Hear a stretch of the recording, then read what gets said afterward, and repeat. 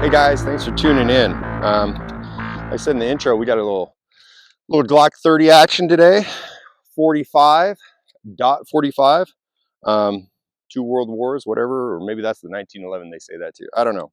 Anyway, if you're wondering why I'm looking goofy out here, we're doing concealed carry with the helmet on. I'm trying out my new Ear Pro, and to be totally honest, I really like it. So anyway, that's why I got the helmet on. Either way, we are blessed with just a 10-round magazine, so every time I shoot, I got to go reload. At least it's got the dingus little pinky deal here. It extends it, I believe, one more to a 10-round instead of the 9-round if it was absolutely flush. I probably don't bother with just the absolute flush one. You'll see how much of a difference it makes. Not very much, but that little bit of purchase, to me, makes all the difference in the world. Okay. I really do like it, just that little bit. What's my first impressions? I've not shot a Glock 30 before. I've shot other Glock subcompacts before, 26 and 27. Don't buy a 27. 40 cal sucks. Don't do it, and just don't even mess with 40 cal. It's terrible to shoot, and it's even more terrible to shoot in this kind of configuration where you have less area to hold on to that gun. Okay, you can say I suck and I can't shoot, whatever, that's fine too, but don't buy a 40, don't shoot 40, 9mm or 45, 10 mil. There's so many better options out there. Anyway, I don't want to go off on a rant. So this being a little bit thicker of a Glock than what most people are used to, I don't think it's terrible to get comfortable with. It's just like their 10mm offering, same frame sizing. So what does that tell you? Most of your holsters are not going to fit the same, right? So even this one's numbered for G29, G30, whatever. Other than that, it's your basic concealed carry, outdated sandwich Kydex holster. Why do I say it's outdated? Because it's not cut for RMR. No big deal, because the gun doesn't have an RMR. You can kind of say that the gun's a little bit outdated too. I disagree with that, but I am saying it because it's a Gen 3 and it's not optic cut. At this point, 2024, I like to see guns come optic cut, but obviously this gun's not from 2024. It's a Gen 3 Glock 30. So taking a step back in time, it's a fantastic gun. Comes from the factory with the upgraded sights. They're not terribly great sights from the Glock factory, but they are so much better than the plastic ones that we've all seen. Those are just horrible. Don't even bother. You know what I mean? Oh man. So being able to get a good purchase on this, I think, is very important, and that's like comes down to training. I've noticed so far, if I come out and I try to go too fast on a draw and I don't get a good initial grip, if I don't exercise my fundamentals and get a good grip, I'm most certainly going to miss. If I don't come up high on the back here, if I don't get the good grip on the front, I'm most certainly going to miss my shot coming out of the holster. Follow-up shots, it's kind of hard to compare because I've been shooting so much red dot.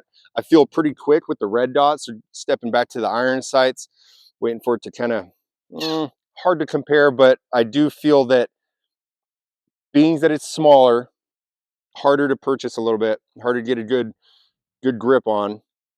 I'm really splitting hairs here. I do feel I'm not as fast, and split times are barely showing it on the timer, but it's not even worth comparing it, a Glock 19 to this, the split times and this and that. That's just really getting out in the weeds.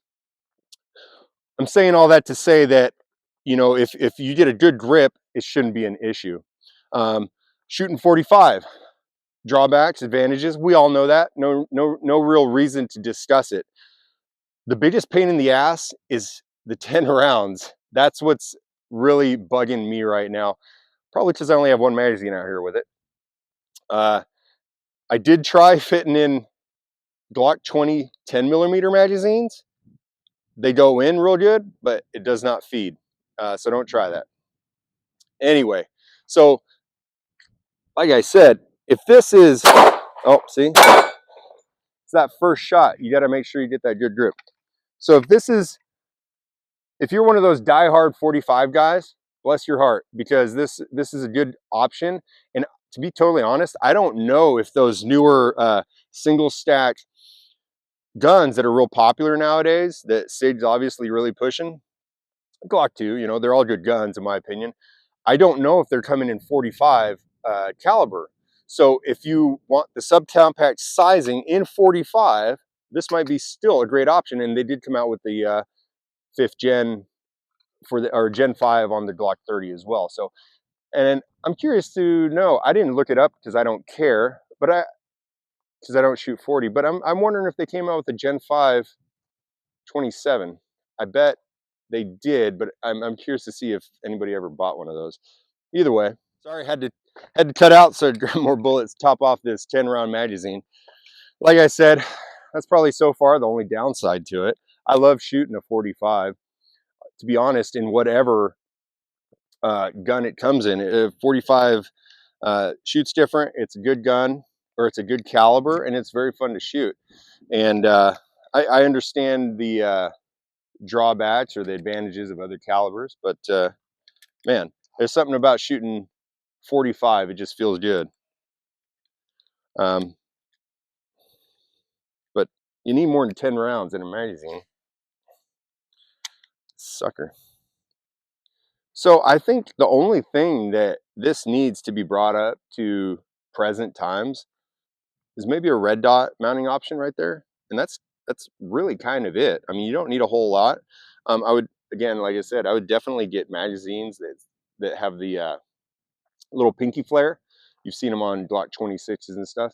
And I know that this is probably really fallen out of popularity, like I said, with those single stack offerings that have come out. And I get it. But if you're one of those guys that's really invested into 45, you crank out your own ammo and all that stuff, this is a fantastic option, you know? All right, so I think I've covered as much that needs to be covered about a Glock 30. All right, it's 45, it's subcompact, the thing works, they're still making them. It is a good, solid gun. It's gonna have its nuances like any other gun out there. And if you're one of those diehards that just gotta have 45, get it. It's a fantastic round, fantastic gun. It's going to work just like every other Glock out there, obviously. They don't change much, and I think that's what people like about them. So if the Glock 30 is your thing, if that's your jam, subcompact, this gun's great. If not, move on, get something else. Stay with 9mm. I like 9mm. That's what I like. All right. Thanks for watching, guys. Stay tuned for more stuff. Stay safe.